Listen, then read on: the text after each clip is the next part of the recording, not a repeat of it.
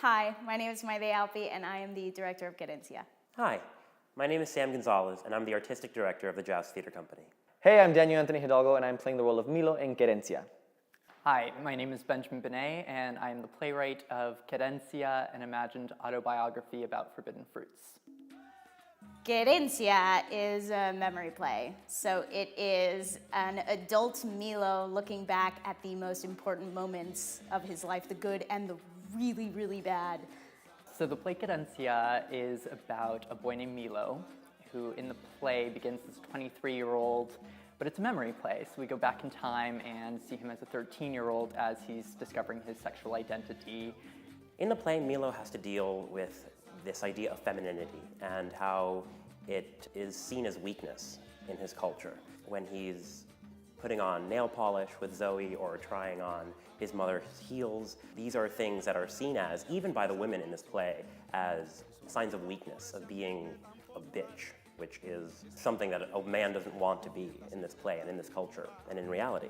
There's a scene where he is trying on his mother's heels because, you know, he can walk in them, and he knows that he can walk in them because he's practiced and he's done it for years, but that's something that he definitely can't do with his parents around, and it's something that he can only do in the confinement of his own privacy, you know, and that's something that is really, I think, special to him, and it's something that he knows that if he's caught, I don't even think he wants to know, like, what may happen. The major themes in this story are definitely about defining yourself, sexual identity, family, protection and loyalty, a safe place to call home. Pretty big themes to digest in an hour.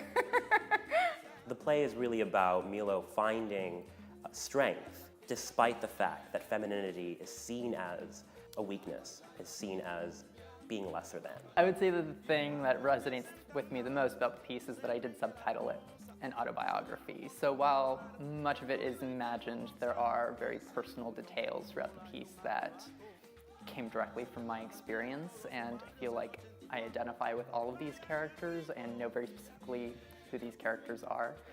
So I'd say for me, it's all about the characters.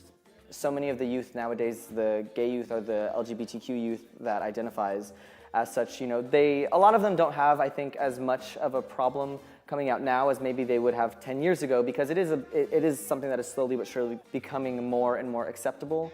But it's important to realize that that is not everybody's story still, and there are a lot of people that still do belong to families that don't accept them for who they are, that still think that this is wrong. And Querencia is such a good reminder that these types of stories still do exist. It's not a thing of the past.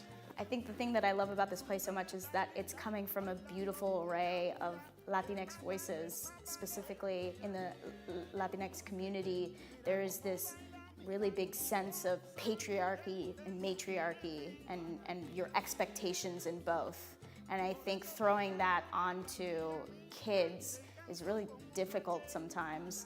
And it's certainly something that isn't talked about a lot. Now, more than ever, it's essential for the theater to aim all of its lights and all of its text and all of its attention to stories about people who aren't usually in the spotlight, who aren't the straight white man that, you know, succeeds at the end and has the wife.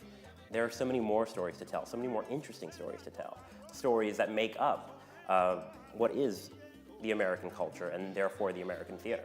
Querencia is running for 2 evenings on March 31st and April 1st at the New York Poets Cafe, 7 p.m. See you there.